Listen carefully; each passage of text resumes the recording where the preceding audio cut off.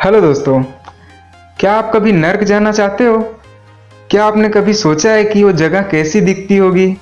क्या आपने कभी इस जगह पर जाने के बारे में इमेजिन भी किया है? कितनी भयानक हो सकती है ये जगह।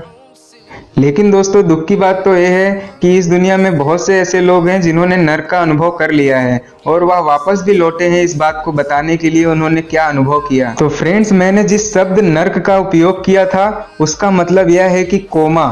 कोमा में जो भी जाता है उसके लिए वो दुनिया नर्क जैसी हो जाती है। और आज मैं आपको कोमा में से वापस आए हुए एक व्यक्ति की कहानी बताने वाला हूँ जो कि आपका दिल दहला देगी। तो फ्रेंड्स, मैं बात कर रहा हूँ मार्टिन पिस्टोरियस की, जो कि साउथ अफ्रीका में रहने वाला एक आम सा लड़का था जिसकी उम्र सिर्फ 12 साल की थी। उसकी ज़िंदगी भी आपकी और मेरी तरह ही एकदम खुशी से गुजर रही थी कि तभी अचानक जनवरी 1988 में उसके साथ कुछ ऐसी घटना घटी कि उसकी ज़िंदगी पूरी तरह से आगे बदल जाने वाली थी। उस दिन जब मार्टिन पिस्टोरियस अपने स्कूल से अपने घर की तरफ वापस लौट रहा था, तब उसने यह बताया कि उसके गले में थोड़ी सी खराश हो रही है, जो कि ऑफकोर्स सुनने में इतनी बड़ी बात नहीं लग रही थी। लेकिन फ्रेंड्स, इसमें दुख की बात तो ये थी कि इस दिन के बाद से मार्टिन फिर दोबारा स्कूल कभी वापस जाने वाला नहीं था। जैसे जैसे दिन बीतते गए, दिन ब दिन उसकी तबीयत बिगड़ती ही जाने लगी और एक महीना बीतते हुए उसकी तबीयत पूरी तरह से बिगड़ गई और मार्टिन का अपने शरीर पर से पूरी तरह से कंट्रोल खो गया। और इसी के साथ साथ मार्टिन की सोचने समझने और उसकी याददाश्त की क्षमता भी पूरी तरह से खत्म हो गई। मतलब वह मानसिक रूप से और शारीरिक रूप से पूरी तरह से बिगड़ चुका था। उसका शरीर पूरी तरह से उसका साथ छोड़ चुका था और उसका दिमाग भी उसका साथ छोड़ चुका था। अब उसकी हालत सिर्फ एक जिंदा लाश की तरह रह गई थी। अब इस बीमारी की क्या वजह थी ये तो किसी को आज तक नहीं पता चला, लेकिन कई डॉक्टरों का मानना ऐसा है कि उसे सेरेब्रल ट्यूबरक्यूलोसिस और क्रिप्टोकोकल मेनिंजाइटिस हुआ है। डॉक्टर्स ऐसा इसलिए कह रहे थे क्योंकि मार्टिन को ये बीमारियां पहले भी हो चुकी थी, लेकिन इस बार डॉक्टरों और उसकी फैमिली वालों को बहुत ही लेट हो चुका था क्योंकि मार्टिन की तबीयत अब ठीक करने जैसी नहीं रह चुकी थी और डॉक्टरों के पास मार्टिन को फिर से पहले जैसा करने का कोई भी तरीका नहीं था, क्योंकि डॉक्टरों ने जितने भी अभी तक ट्रीटमेंट किए थे वो सब के सब फेल हो चुके थे। और फिर कुछ ही दिनों बाद डॉक्टरों ने उसे हॉस्पिटल से डिस्चार्ज करके उसके घर में ही हॉस्पिटल जैसा एक बेड तैयार करके उसको घर में ही भर्ती करवा दिया। मतलब उसको घर में ही अब उसका इलाज करने लगे। डॉक्टरों के साथ साथ उसके घर वालों को भी अब ऐसा ही लगने लगा था कि मार्टिन को बचाना अब बहुत ही मुश्किल है, अब तो इसको कोई चमत्कार ही बचा सकता है। और इस समय तक मार्टिन पिस्टोरियस ने बाहरी दुनिया से अपने सारे नाते और सारे संपर्क को तोड़ दिया था क्योंकि उसका दिमाग और शरीर उसका साथ दे ही नहीं रहा था।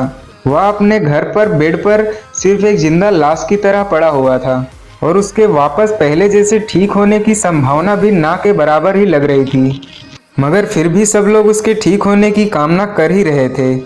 लेकिन डॉक्टरों के साथ साथ उसकी फैमिली वालों को भी बिल्कुल यकीन हो गया था कि अब मार्टिन कभी भी ठीक नहीं हो सकता है। और आंकड़ों की माने तो कोमा में जाने वाले 58% लोग कभी भी वापस जिंदा नहीं हो पाते हैं।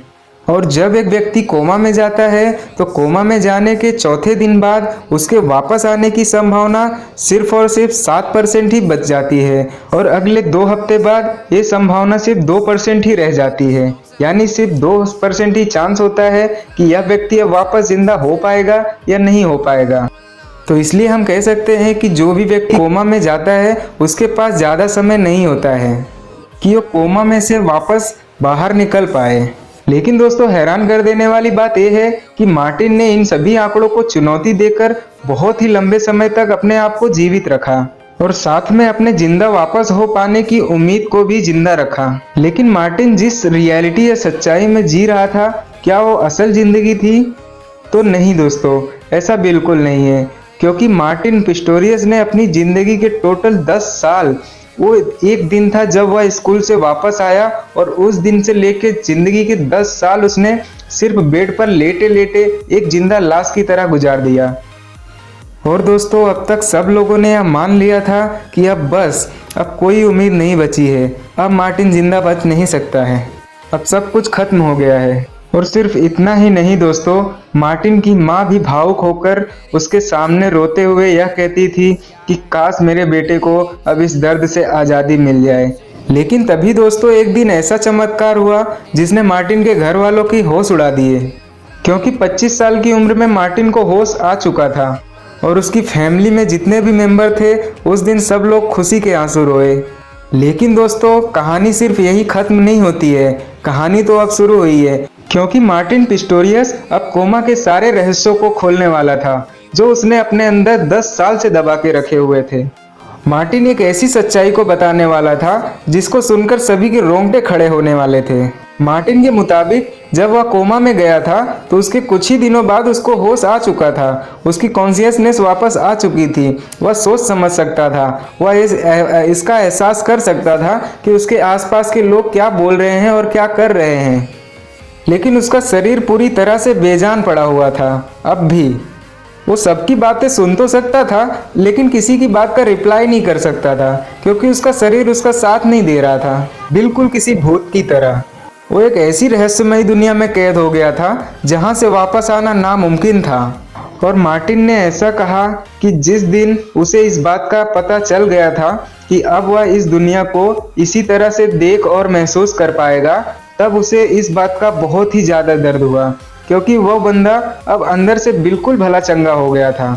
लेकिन वह अपने शरीर को बिल्कुल भी हिला नहीं सकता था, उसका शरीर उसको महसूस ही नहीं हो रहा था। इसलिए मार्टिन इस बात को किसी तक नहीं पहुंचा सकता था कि अब वह ठीक हो चुका है, वह अंदर से ठीक हो चुका है, उसके सोचने समझने की शक्ति वापस आ चुकी है।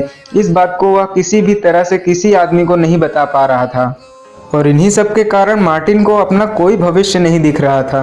उसे इस बात का एहसास होने लगा था कि अब वह पूरी जिंदगी या जब तक वह जिएगा वो इसी तरह से बेड पर जिंदा लाश की तरह पड़ा रहेगा।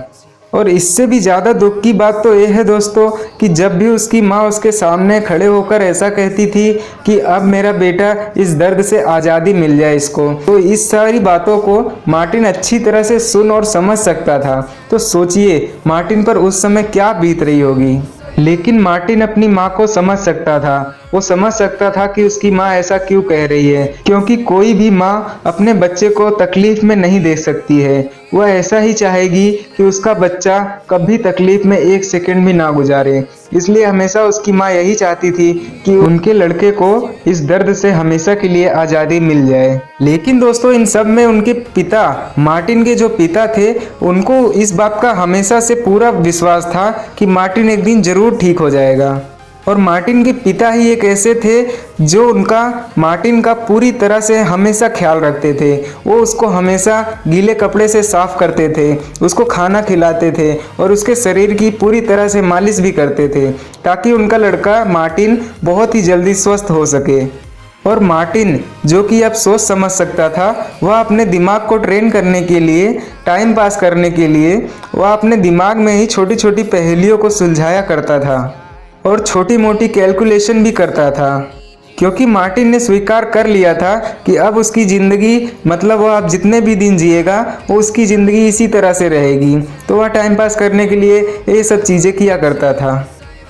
और दोस्तों, ये कहना बिल्कुल भी गलत नहीं होगा कि अगर मार्टिन जैसी हालत आपकी और मेरी होती तो शायद हम दोनों कब के दम तोड़ चुके होते। लेकिन मार्टिन एक अलग बंदा था, उसके अंदर कुछ अलग बात थी। तो दोस्तों, आज के लिए बस इतना ही। अगर आपको वीडियो पसंद आई हो तो क्या क्या करना है आपको पता ही है, कर दीजिए, ठीक है। Everybody shake your body, everybody shake.